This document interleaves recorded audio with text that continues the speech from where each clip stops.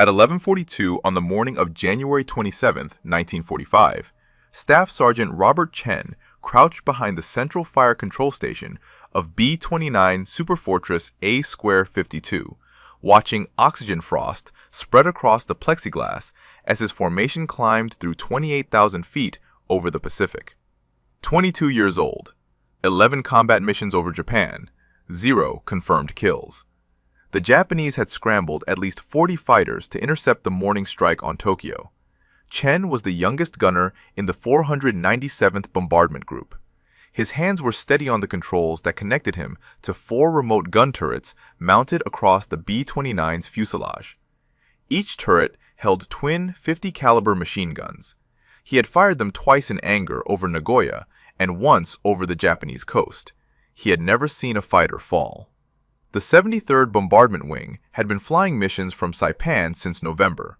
The pattern was always the same: high-altitude precision bombing, 28 to 30,000 feet, temperatures 50 below zero, jet stream winds so violent that bombardiers could not compensate, and Japanese fighters climbing to meet them every single time. By mid-January, the wing had lost 31 B-29s to fighters and flak.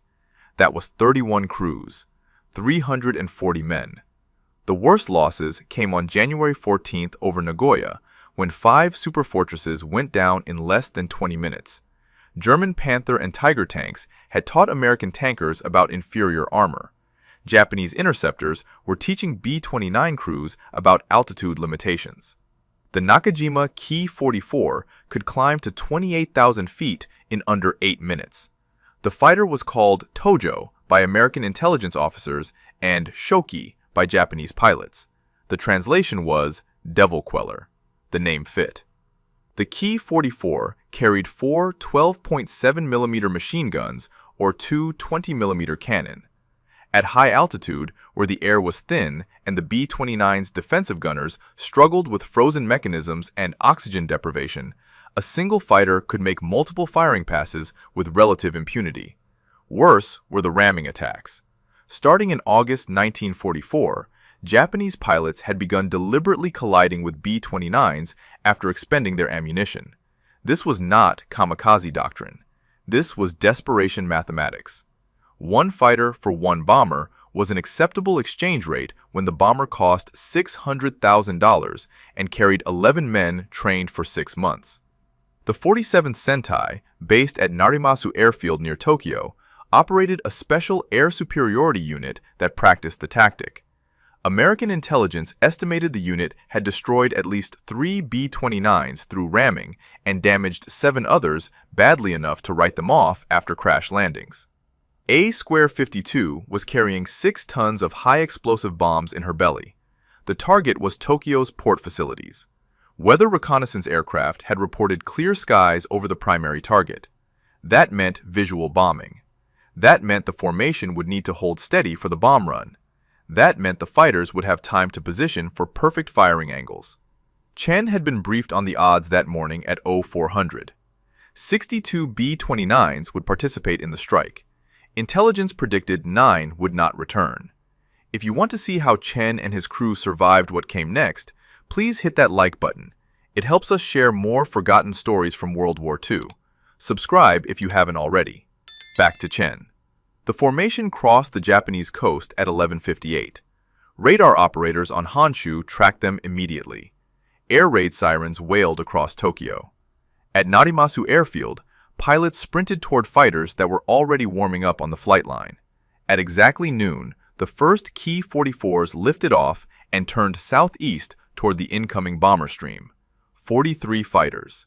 A-52 was about to face more enemy aircraft than any B-29 had encountered in a single mission. The first fighter appeared at 12,000 yards. Chen saw it through the optical sight as a dark speck climbing almost vertically through scattered clouds. The speck grew larger. Wings became visible. Then the distinctive radial engine cowling of a Ki-44. The fighter rolled inverted at 27,000 feet and dove toward the formation's lead element. 3 more fighters followed. Chen rotated his upper forward turret to track the diving attack. The remote control system allowed him to aim guns mounted 15 feet away from his position. A computer corrected for airspeed, altitude, and the B-29's forward motion. The technology was revolutionary. It was also temperamental at 50 below zero. The lead Ki-44 opened fire at 800 yards. Tracers arced toward the formation. Chen pressed his firing button. The turret hammered. 50 caliber rounds streamed toward the fighter at 2,800 feet per second. The Ki-44 snap-rolled left and disappeared beneath the formation. No hits. The fighter had broken off too quickly. By 12:07, the formation was fully engaged. Fighters attacked from all quadrants. The standard tactic was a high side pass from 11 o'clock, diving through the formation at 400 miles per hour, then breaking hard left or right to avoid the B-29's concentrated defensive fire. Individual fighters rarely pressed attacks to point-blank range. Ramming attacks were different. Chen's aircraft commander called out a fighter at 2 o'clock high. Chen swung the upper turret. A Ki-44 was positioning for a beam attack. Range 700 yards. The fighter's nose was tracking A-52 precisely. Chen led the target and fired a 3-second burst. The armor-piercing incendiary rounds walked across the fighter's flight path. The Ki-44's engine exploded. Black smoke erupted from the cowling. The fighter rolled inverted and fell away trailing fire. First confirmed kill. Chen did not celebrate. 2 more fighters were already maneuvering into attack position. The B-29's right blister gunner engaged one with his twin 50s. The tail gunner called out a fighter closing from 6 o'clock low. The central fire control system allowed Chen to slave the lower aft turret to his sight picture. He tracked the target. Fired. Missed. The tail gunner took over and stitched rounds across the Ki-44's wing root. The fighter shuddered. Pieces of aluminum skin peeled away. The aircraft went into a flat spin. Second kill credited to A-52. The formation reached the initial point for the bomb run at 12:19. This was the moment of maximum vulnerability. The bombers would fly straight and level for 6 minutes while bombardiers synchronized their Norden bomb sights. Course changes were forbidden. Evasive maneuvers were impossible. The fighters knew this. 14 Ki-44s formed up 3,000 feet above the bomber stream. They orbited once, twice, positioning for coordinated attacks that would overwhelm the B-29's defensive fire. At 12:21, they rolled in. Chen counted them through his sight. 1, 2, 3. 4 fighters diving in pairs from 10 o'clock high and 2 o'clock high simultaneously. Textbook tactics. The formation's gunners would need to split their fire. Individual B-29s would face multiple attackers with degraded defensive coverage. The first pair opened fire at 1,000 yards. Chen engaged the lead fighter. His tracers converged with fire from 2 other B-29s in the formation. The Ki-44 flew directly into the stream of rounds. Its canopy shattered. The fighter snap-rolled right and collided with its wingman. Both aircraft disintegrated. 3rd and 4th kills. But the second attacking pair had used the chaos as cover. 2 Ki-44s were now inside 500 yards and closing fast. Their cannons were firing. Chen could see the muzzle flashes. He swung his sight to track the nearest fighter. The Ki-44 was not breaking off. It was not attempting evasive maneuvers. The pilot had committed to a ramming attack. Impact in 4 seconds. Chen kept firing. The upper forward turret poured rounds into the Ki-44's engine cowling. Hits sparkled across the fighter's nose. The range closed to 300 yards. 200. The fighter was trailing smoke but still accelerating. 100 yards. The Ki-44 struck A-52's number 3 engine at 12:22 p.m. The impact sounded like a steel hammer hitting a locomotive boiler. The fighter's propeller chewed through the engine cowling. Metal shrieked. The B-29 yawed violently to the right as the number 3 propeller tore free and tumbled away into space. The fighter's wing sheared off. The fuselage cartwheeled over the B-29's back and disappeared. Pieces of aluminum and steel rained past the gun turrets. Chen felt the entire aircraft shudder. Warning lights blazed across the flight engineer's panel. Number 3 engine fire. Number 4 engine losing oil pressure. The aircraft commander shut down both right side engines and activated the fire suppression system. A-52 was now flying on 2 engines. The bomber dropped out of formation, losing altitude at 300 feet per minute. Alone. Damaged. Perfect target. 3 Ki-44s broke from their attack pattern and dove toward the crippled B-29. They had altitude advantage. They had speed advantage. Standard doctrine called for damaged bombers to be finished quickly before they could jettison bombs and gain maneuverability. Chen rotated the upper turret to meet the first attacker. The fighter was diving from 1 o'clock high. Range, 1,000 yards and closing. Chen waited. The targeting computer needed 3 seconds to calculate a firing solution on a maneuvering target. He forced himself to hold fire. 800 yards. The Ki-44's nose lit up with cannon fire. Rounds punched through A-52's left wing. Hydraulic fluid sprayed from severed lines. 600 yards. Chen fired. A 4-second burst. The tracers connected. The Ki-44's canopy exploded. The fighter rolled left and went down, trailing debris. 5th kill. The second fighter attacked from 5 o'clock level. The tail gunner engaged first. His twin 50s hammered for 6 seconds.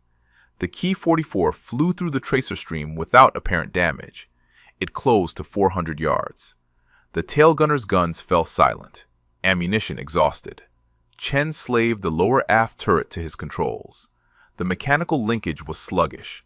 Hydraulic pressure was dropping across all systems. He tracked the fighter manually, led the target, fired a 2-second burst. The rounds hit the Ki-44's left wing root. The wing folded upward. Structural failure. The fighter tumbled end over end and broke apart at 12,000 feet. 6th kill. But the third attacker had used the engagement as a diversion. A Ki-44 was now at 3 o'clock high, 300 yards out, wings level, nose pointed directly at A-52's cockpit. The fighter's guns were silent. The pilot had expended his ammunition. Second ramming attack. The right blister gunner opened fire. Rounds sparked off the Ki-44's engine. The fighter did not deviate. Chen swung the upper turret hard right. The mechanical stops screamed. He fired. The tracers missed high. Overcorrected. Fired again. Hits stitched across the fighter's fuselage. The Ki-44 shuddered but maintained course. Range, 100 yards. 50 yards. The fighter struck A-52's number 1 engine. The propeller disintegrated. Shrapnel tore through the wing. The number 1 fuel tank ruptured. Aviation gasoline sprayed into the slipstream. The Ki-44's fuselage broke in half. The tail section tumbled over the B-29's flight deck. The engine and cockpit section smashed into the left wing and ripped a 6-foot hole in the leading edge. A-52 now had 1 functioning engine. Number 2. The aircraft was falling through 18,000 feet, airspeed dropping below 160 miles per hour. The wing was leaking fuel. The hydraulic system was failing, and 12 more Japanese fighters were forming up for a third wave of attacks. Chen's hands were numb. The temperature inside the unpressurized gun station had dropped to 62 below zero. His oxygen mask had frozen to his face. Ice crystals covered the optical sight. He scraped them away with a gloved thumb and tracked the incoming fighters. The 12 Ki-44s had split into 3 groups of 4, classic wolf pack tactics. One group would feint high, another would attack low, the third would exploit whichever defensive gap opened first. The tactic worked against healthy B-29s with full crews and functional systems. Against a crippled bomber with failing hydraulics and partial gun coverage, it was execution. A-52 fell through 16,000 feet. The single operating engine could not maintain altitude, with the damaged wing creating massive drag. The aircraft commander ordered all non-essential equipment jettisoned. Ammunition cans, toolkits, survival gear. Every pound mattered. The first group of 4 fighters dove from 12 o'clock high. Chen engaged the lead aircraft at 900 yards. The upper turret responded sluggishly. Hydraulic pressure was down to 30%. He fired anyway. The recoil shook the entire gun mount. Tracers arced toward the diving fighter. The Ki-44 jinked right. Chen tracked, fired again. The second burst caught the fighter's left wing. Fabric peeled away. Structural members became visible. The wing folded. The fighter snap-rolled and went down. 7th kill. The remaining 3 fighters in the formation pressed their attack. They opened fire simultaneously at 600 yards. Cannon rounds and machine gun bullets converged on A-52 from 3 different angles. The bombardier's compartment took multiple hits. Plexiglass shattered. Frigid air screamed through the fuselage. The bombardier was killed instantly by a 20mm explosive round. Chen ignored the impacts. He swung the turret to track the second fighter. The targeting computer was offline. Hydraulic failure had disabled the automatic compensation system. He aimed manually, led the target based on instinct and 11 previous missions worth of experience. Fired. The burst hit low. Rounds sparked off the fighter's belly. The Ki-44 broke left hard and climbed away trailing smoke. Probable kill. Chen shifted to the third fighter. This one was closer. 400 yards and diving nearly vertical. Chen fired a 6-second burst. The gun barrels were overheating despite the sub-zero temperatures. Tracers walked across the sky. The Ki-44 flew directly through them. Hits peppered the engine cowling. The propeller stopped, windmilling. The fighter's nose dropped. It fell past A-52's left wing at 200 miles per hour and disappeared into clouds below. 8th confirmed kill. The 4th fighter in the group had used the chaos to position for a beam attack. It came in from 9 o'clock level. Range 500 yards. The left blister gunner engaged with his twin 50s. The fighter jinked, closed to 300 yards, fired a long burst from its cannon. Rounds tore through A-52's left horizontal stabilizer. Control cables snapped. The aircraft yawed violently. The rudder jammed hard left. The aircraft commander fought the controls, applied right aileron, reduced power on the single functioning engine to stop the yaw. Chen tracked the attacking fighter as it passed beneath the fuselage, slaved the lower turret. The mechanical linkage ground and stuttered. The turret rotated 15 degrees, then stopped. Hydraulic failure. The tail gunner took the shot. His guns were still functional, mechanically operated, no hydraulics required. He fired a 4-second burst as the Ki-44 pulled up from its attack run. The rounds hit the fighter's tail. The rudder separated. The Ki-44 went into an uncontrolled flat spin. 9th kill credited to A-52's crew. The second wave of 4 fighters was already inbound. High side attack from 2 o'clock. A-52 was at 14,000 feet and descending. Airspeed 140 miles per hour. Critical slow. The bomber was approaching stall speed. One engine could not generate enough thrust to maintain controlled flight with the damaged wing and jammed rudder. Chen had 15 rounds remaining in the upper turret's ammunition belt. The lower turrets were offline. The blister positions were low on ammunition. The tail gunner had perhaps 60 rounds left. 4 more fighters closing fast. The 4 Ki-44s split into 2 pairs. Combat experience had taught Japanese pilots that damaged B-29s still carried lethal defensive firepower. Coordinated attacks from multiple angles remained the safest approach. The first pair dove from 2 o'clock high. The second pair positioned for a follow-up attack from 4 o'clock level. Chen tracked the lead fighter in the first pair. Range, 800 yards. The upper turret responded to his controls, but movement was jerky. Hydraulic fluid was leaking from ruptured lines throughout the aircraft. He waited until 700 yards, centered the sight, fired his remaining 15 rounds in a single sustained burst. The tracers converged on the Ki-44's engine. Hits sparkled across the cowling. The propeller disintegrated. Chunks of metal spun away. The engine seized. Smoke poured from the fighter as it rolled inverted and fell away. 10th kill. The upper turret's guns clicked empty. Chen's primary defensive position was now useless. He scrambled aft through the connecting tunnel to the unpressurized rear section. The right blister gunner had taken shrapnel through his shoulder and could not operate his weapons. Chen took his position. The second fighter from the first pair was already in its attack dive. Range, 600 yards. Chen gripped the manual controls for the twin 50 caliber guns. No computer assistance, no hydraulic boost. Pure physical strength required to traverse the weapons and maintain aim. The Key 44 opened fire at 400 yards. Cannon rounds punched through A-52's right wing. Chen led the target, squeezed the trigger. The recoil hammered his shoulders. Spent casings tumbled into the collection bag. The burst caught the fighter's cockpit. The canopy shattered. The Key 44 snap-rolled left and fell away spinning. 11th kill.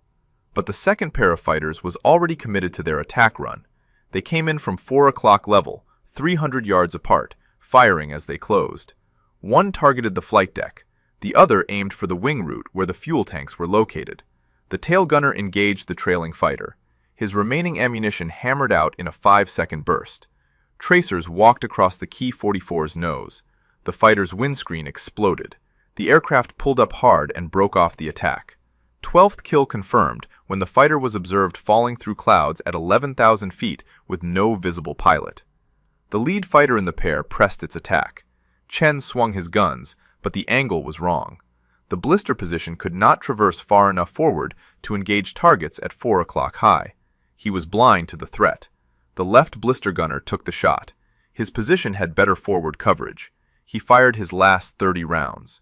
The burst hit the Key 44's left wing route. Fuel sprayed from ruptured tanks. The fighter banked hard right to break off. The damaged wing could not handle the stress. Structural failure at the wing spar. The wing separated. The fighter tumbled. 13th kill. A-52 had now shot down 13 Japanese fighters, 1 aircraft, 1 crew. 13 confirmed victories. But the count did not matter to Chen. The B-29 was at 12,000 feet and still descending. The jammed rudder made controlled flight nearly impossible. The damaged wing was losing structural integrity, and the third wave of 4 fighters was inbound. These were the last attackers. Japanese fighter pilots operated under strict fuel limitations.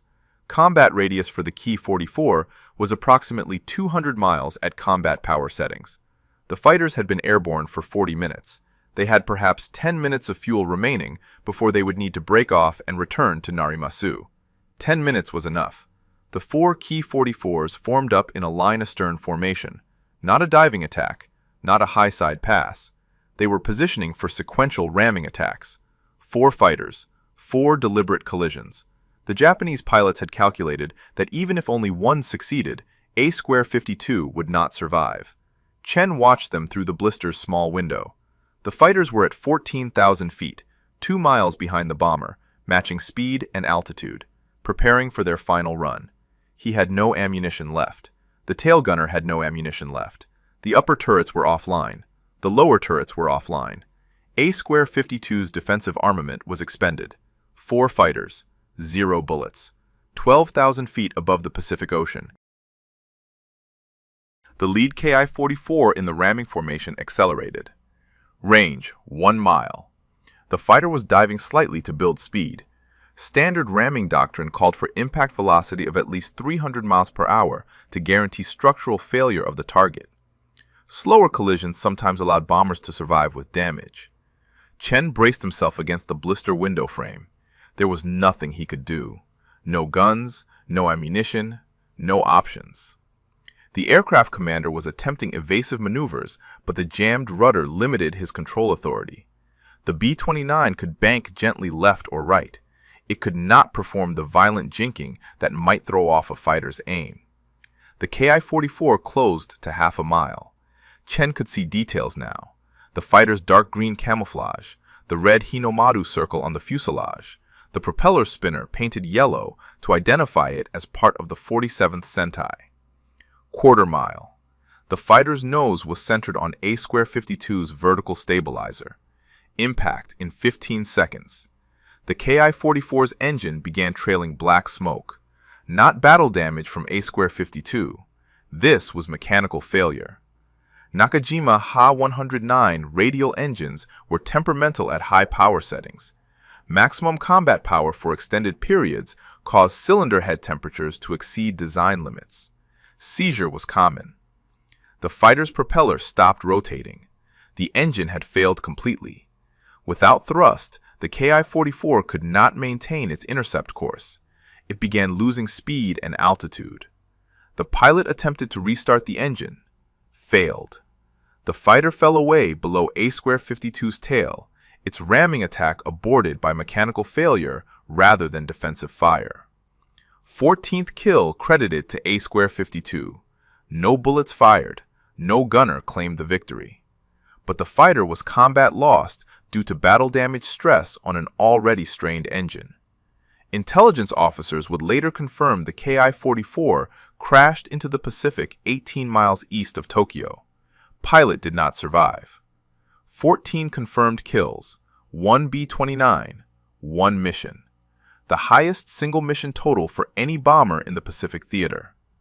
The remaining 3 fighters broke off their ramming attacks. Fuel state was critical. They turned northwest toward Narimasu and climbed away. The engagement was over. A-52 had survived. But survival at 12,000 feet over hostile territory with 1 engine was different from survival at sea level on Saipan. Chen climbed back through the connecting tunnel to assess damage with the flight engineer. The list was catastrophic. Number 1 engine destroyed by ramming attack. Number 3 engine destroyed by ramming attack. Number 4 engine shut down due to oil pressure failure. Number 2 engine running but showing elevated cylinder head temperatures. Left wing structural damage. Right wing fuel leak. Hydraulic system at 15% capacity. Rudder jammed. Bombardier dead. Right blister gunner critically wounded. Radio compass damaged. 1 life raft destroyed by fighter cannon fire. Distance to Saipan was 1,512 miles. Flight time at current airspeed would be approximately 11 hours. Fuel remaining was calculated at 9 hours maximum if number 2 engine continued operating without failure. The numbers did not work. The flight engineer proposed a solution. Restart number 4 engine. The engine had been shut down due to low oil pressure after the first ramming attack. Not destroyed. Not damaged beyond function. Just precautionary shutdown. Running the engine without adequate oil would destroy it within 30 minutes. But 30 minutes of additional thrust might provide enough airspeed to reduce overall fuel consumption and extend range. The aircraft commander approved the restart. Number 4 engine caught, began running rough but producing thrust. A-52 accelerated to 170 miles per hour, still well below normal cruise speed but sufficient to slow the rate of descent. The bomber leveled off at 10,000 feet. The formation had continued to Tokyo without them. The mission had been completed. Bombs had been dropped. Other B-29s were already turning south for the return flight to Saipan. A-52 was alone over the Pacific with 2 damaged engines, failing systems, and insufficient fuel. Chen moved the wounded blister gunner to a more comfortable position and applied pressure bandages to the shrapnel wounds. The morphine syrettes in the first aid kit had frozen solid. Pain management was impossible. The gunner remained conscious but was losing blood. 11 hours to Saipan, if they made it at all. Number 4 engine failed at 14:20 hours, exactly 28 minutes after restart. The cylinder heads had overheated beyond tolerance. Internal components seized. The propeller windmilled for 6 seconds, then stopped completely. The aircraft commander feathered the propeller to reduce drag and shut down fuel flow. A-52 was back to 1 engine. Altitude began dropping immediately. 10,000 feet, 9,500, 9,000. The single Curtiss Wright radial engine on the number 2 position was now solely responsible for keeping 32 tons of damaged bomber airborne. The navigator calculated a new fuel estimate, 7 hours of flight time remaining. Distance to Saipan was still 900 miles. The mathematics remained impossible. The flight engineer proposed dumping the bomb bay fuel tanks. These auxiliary tanks had been installed to extend the B-29's range for long missions over Japan. They were now empty, but still carried the weight of the tank structures themselves, approximately 400 pounds of dead weight serving no purpose. The tanks were jettisoned at 14:45. The B-29 climbed slightly, gained back 100 feet of altitude. The fuel consumption calculation improved by 6 minutes. Still not enough. Chen remained at the right blister position with the wounded gunner. The shrapnel wounds had stopped bleeding, but the man was going into shock. Core body temperature was dropping in the unpressurized fuselage. Chen removed his own heated flight suit liner and wrapped it around the gunner. The liner's electrical heating elements were still functioning, battery-powered, independent of the aircraft's failing systems. At 1500 hours, the navigator identified a potential solution: Iwo Jima. The island was 640 miles from their current position. Marine forces had not yet invaded. The island was still held by Japanese forces, but American submarines occasionally surfaced near Iwo Jima to rescue downed B-29 crews. If A-52 could reach the waters near Iwo Jima and ditch successfully, a submarine might pick them up. The aircraft commander rejected the plan. Ditching a B-29 in open ocean had a survival rate of approximately 40%. Ditching a B-29 with structural damage to both wings and a jammed rudder would be significantly worse. The bomber would likely break apart on impact. Even if the crew survived the ditching, they would be in the water in a combat zone with limited survival equipment. The decision was made to continue toward Saipan. At 1600 hours, A-52 crossed the international dateline. The navigator marked their position: 700 miles to Saipan. Fuel for 5 hours and 40 minutes of flight. The gap was closing, but still favored running out of fuel before reaching the island. The flight engineer began shutting down non-essential electrical systems: navigation lights, cockpit instruments, heating elements, interior lighting. Every system required power from generators driven by the functioning engine. Less electrical load meant less drag on the engine. Less drag meant better fuel economy. The temperature inside the aircraft dropped to minus 40 degrees. At 17:30, the formation of B-29s that had completed the Tokyo mission passed overhead.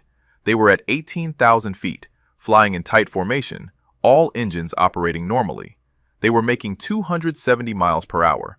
They would reach Saipan in approximately 4 hours. A-52 was making 160 miles per hour at 8,000 feet. Estimated time to Saipan was 7 hours. Fuel exhaustion was predicted in 4 hours and 50 minutes. The right blister gunner lost consciousness at 1800 hours. His breathing was shallow. Pulse was weak. Chen monitored him continuously, but had no medical supplies beyond the frozen morphine syrettes and pressure bandages already applied. At 1845, number 2 engine began running rough. Cylinder head temperature was climbing into the red zone. Oil pressure was fluctuating. The engine had been operating at maximum continuous power for nearly 7 hours. Curtiss-Wright R-3350 radials were rated for maximum continuous power operation for 4 hours maximum under normal conditions. These were not normal conditions. The flight engineer reduced power slightly to preserve the engine. Airspeed dropped to 150 miles per hour. Fuel consumption improved, but time to destination increased. At 1900 hours, the navigator calculated they were 400 miles from Saipan. Fuel remaining was estimated at 3 hours and 20 minutes. The mathematics still did not work, but the gap was narrowing. At 2000 hours, the right blister gunner stopped breathing. Chen attempted resuscitation. The frozen air made chest compressions nearly impossible through the heavy flight suit. After 4 minutes, the flight engineer called time of death. The gunner's body was left in place. Moving it served no purpose and consumed energy the crew needed to survive. Number 2 engine continued running. Cylinder head temperature remained in the red zone, but the engine did not seize. Oil pressure fluctuated between 40 and 60 pounds per square inch. Minimum acceptable pressure was 50. The engine was operating on the edge of catastrophic failure. At 2100 hours, the navigator spotted navigation lights. A Navy destroyer was visible 20 miles to the east, running a patrol pattern south of Iwo Jima. The destroyer could not help them. It could not come alongside a flying aircraft. It could not provide fuel. But its position confirmed the navigator's calculations were accurate. At 2145, fuel quantity gauges read 30 minutes remaining. Distance to Saipan was 120 miles. Time to destination at current airspeed was 48 minutes. The gap had not closed enough. The flight engineer transferred all remaining fuel from wing tanks to the number 2 engine's dedicated tank. Fuel pumps, crossfeed valves, emergency systems. Every drop of aviation gasoline in the aircraft was routed to the one functioning engine. At 2200 hours, A52 was 60 miles from Saipan. Fuel gauges read 15 minutes. The navigator could see Isley Field's runway lights on the southern end of the island. Distance, 8 miles. The bomber was at 4,000 feet and descending. Number 2 engine coughed. Fuel starvation. The engine caught again. Ran smooth for 20 seconds. Coughed again. The propeller windmilled. The engine restarted. Power fluctuated. 3 miles from the runway, 2,000 feet altitude. The tower at Isley Field cleared A52 for emergency landing. Crash crews were standing by. Ambulances were positioned along the runway. The landing gear would not extend. Hydraulic system failure. The flight engineer attempted manual extension using the emergency hand crank. The nose gear deployed. The left main gear deployed. The right main gear remained retracted, damaged in the fighter attacks. 1 mile from the runway, 1,000 feet. Number 2 engine quit completely. Fuel exhaustion. The propeller stopped. A52 became a glider. 32 tons of aluminum and steel with no power and asymmetric landing gear. The aircraft commander aimed for the runway. Airspeed, 130 miles per hour. Descent rate, 800 feet per minute. Too fast, too steep. The B-29 crossed the runway threshold at 300 feet. Still too high. The bomber touched down halfway down the runway at 110 miles per hour. The left main gear collapsed immediately. The aircraft slewed left. The left wing struck the runway surface. Metal screamed. Sparks erupted. A52 skidded 1,500 feet and came to rest in the dirt alongside the runway. All surviving crew members evacuated through the rear escape hatch.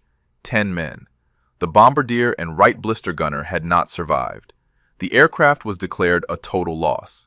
Structural damage was too severe for repair.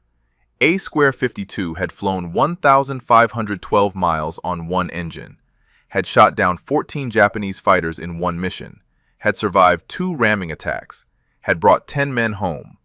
If this story moved you the way it moved us, do me a favor. Hit that like button. Every single like tells YouTube to show this story to more people. Hit subscribe and turn on notifications. We're rescuing forgotten stories from dusty archives every single day. Stories about gunners and crews who fought with 50 caliber guns and determination. Real people, real heroism. Drop a comment right now and tell us where you're watching from. Are you watching from the United States, United Kingdom, Canada, Australia? Our community stretches across the entire world. You're not just a viewer, you're part of keeping these memories alive. Tell us your location. Tell us if someone in your family served. Just let us know you're here. Thank you for watching. And thank you for making sure Chen and A52's crew don't disappear into silence. These men deserve to be remembered, and you're helping make that happen.